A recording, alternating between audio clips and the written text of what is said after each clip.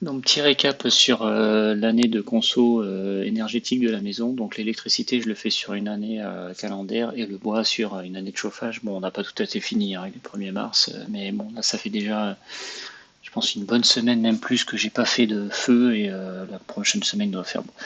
Pour résumer, donc, on a 11 panneaux devant posés en attendant que je fasse une fixation, 6 sur la maison, 6 sur un pied que j'ai fait qui pourra être un tracker plus tard, mais pour l'instant j'ai pas le temps de m'occuper de ça, donc ça reste derrière et je règle l'azimut à peu près. Et 8 panneaux solaires thermiques avec chacun, je crois, 26 tubes qui font, qui chauffent de l'eau et qui sert à chauffer l'eau de sanitaire ou faire du chauffage. Quand il n'y a pas de soleil, on attaque le bois forcément. Donc ça, c'était une photo à janvier 2024, sachant qu'on avait brûlé du bois après. Donc les brindilles, là, le soi-disant bois de chauffage que la voisine m'a donné, bon, c'était bien gentil, mais voilà, faut être sympa avec ses voisins. J'ai jeté son arbre, j'ai débarrassé. Bon, voilà, c'est fait. Et on avait cramé toute la pile qui était là. Et là, on était au niveau des tuyaux solaires. Ça, c'est le système solaire qui arrive, donc on en était là. Et on en est là aujourd'hui. Donc la pile carrée n'a pas bougé. Ça, c'est tout ce qui était dans cette pile-là que j'ai sorti parce que c'est que des bûches de chêne de 50 parce qu'en fait j'achète du bois qui est, ça s'appelle des cales de châtaignier. Donc c'est des gens qui font des piquets chez nous, ça se fait pas mal. Et donc l'arbre ne correspond pas pile à 3 mètres pour faire 3 piquets d'1 mètre, donc il y a des chutes. Alors là c'est plutôt joli, mais normalement on peut avoir des tout petits morceaux qui vont, comme celui-là par exemple, ça fait 2-3 cm de diamètre. Au niveau jusqu'à 15 cm, pas plus en règle générale. Et au niveau de la taille, ça peut aller de 5 cm de long jusqu'à 20-30. D'où là, ça fait une pile de 50 à peu près. J'essaie de les caser entre eux. Du coup, je parle en mètre cube, mètre cube. Hein, on parle pas en mètre cube de bois qui font que un mètre cube de bûche de 50, ça fait temps par temps un mètre cube. Là, non, il y a tellement de trous et tout. Moi, je compte en mètre cube. Je fais longueur fois largeur fois hauteur, terminé. Donc où est-ce qu'on en est de tout ça?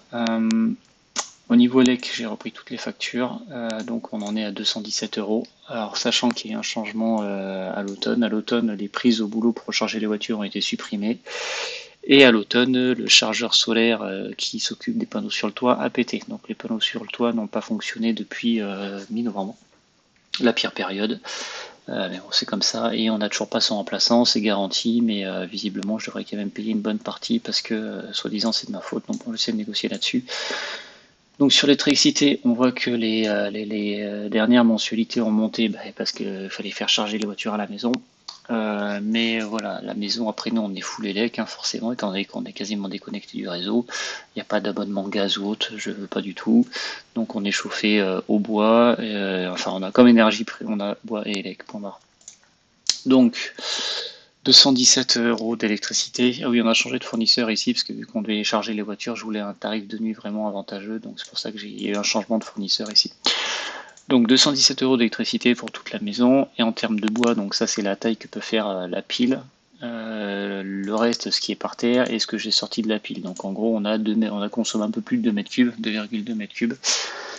C'est quelque chose que j'avais acheté, enfin ce bois je l'avais acheté il y a 2-3 ans et je l'avais acheté à 35 euros le mètre cube. Et j'allais le chercher en camion, avec un petit fourgon et une remorque que j'avais gratuitement. Donc j'ai compté le prix du gasoil.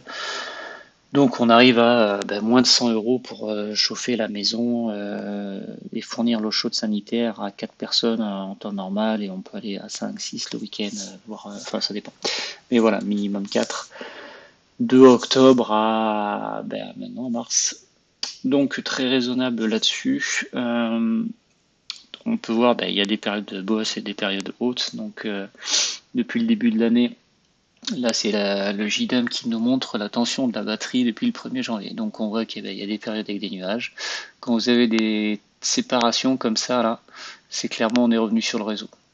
Donc, la maison a été alimentée sur le réseau. Les voitures s'alimentent sur le réseau quand il n'y a pas, mais voilà. Donc, on a en gros une période ici, une période ici, et une période ici où on n'a pas pu clairement assurer le besoin de la maison avec le solaire.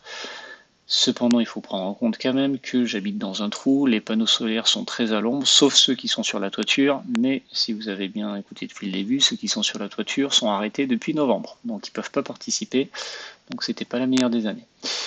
Mais bon voilà, on est quand même assez autonome là-dessus, puis bon, elle a fait les batteries qu'il fallait aussi pour, et c'est pareil en termes de chauffage. Là, on va voir que, ouais, à mon avis, on n'a pas tout, mais en gros, ça c'est la température du chauffage, en gros, le stock d'eau chaude qu'on a qui va chauffer la maison plus tard. Donc ça, c'est la température de ce stock-là. Donc clairement, je pense que j'ai dû faire, là, on est remonté au 24 février. Ça, enfin, j'ai dû faire le feu le 23 ou le 22. Je pense le 23. Et en gros, du 23 février jusqu'à 1er mars, donc plus d'une semaine. Ouais. Donc ça fait plus d'une semaine, je pense, que j'ai pas fait de feu. Donc on voit très bien que en temps normal, ça descend. Là, le solaire ne fait rien. Là, clairement, le solaire s'est lancé. Et quand le solaire se lance, il a une tendance à bouger l'eau dedans. En fait, il y a la stratification qui est vraiment très importante et la stratification se fait casser parce que le serpentin est en bas. Et après, là, on voit que chaque jour, ça remonte un petit peu. Bon, aujourd'hui, c'était bien ce matin, mais ce soir, c'était beaucoup moins bien. Donc, c'est nuageux, donc ça a arrêté de produire. Donc voilà, on voit que côté en haut du ballon, on voyait bien les trois bosses, et en bas du ballon, on voyait que l'eau chaude descendait énormément parce que le bas du ballon chauffait. Bon, ça c'est technique. Et là, les panneaux solaires sont à 44 degrés. Donc voilà pour l'année. Après, il y a bien sûr tout ce qui est maintenance à prendre en compte ou autre. Je ferai une vidéo à part. Bon, il y a j'ai investi pas mal au début. Bon, il faut bien prendre en compte que la maison a été faite pour. Il y a des ouvertures sud, il y a des isolations externes de 20 cm qui a coûté très très cher en extérieur. L'isolation du plafond, c'était pas du tout cher. Mais voilà, il y a quand même un investissement initial pour arriver à consommer le moins possible d'énergie et être le plus indépendant possible en termes d'énergie. Voilà pour l'année 2024. On fera une vidéo l'année prochaine en espérant que ça se passe aussi bien, voire mieux, parce que j'espère que j'aurai à nouveau les panneaux solaires du toit qui seront revenus. Et puis voilà. Donc petite vidéo à venir sur la maintenance des solaires thermiques et la maintenance des solaires photovoltaïques, parce que c'est pas du tout la même chose. Le prix d'installation n'est pas le même, mais la maintenance non plus. Il y en a un qui demande très peu de maintenance et qui n'a pas de casse en gros. Et photovoltaïque, il y a quand même plus de maintenance, ça coûte plus cher, je trouve. Je ferai une vidéo à part.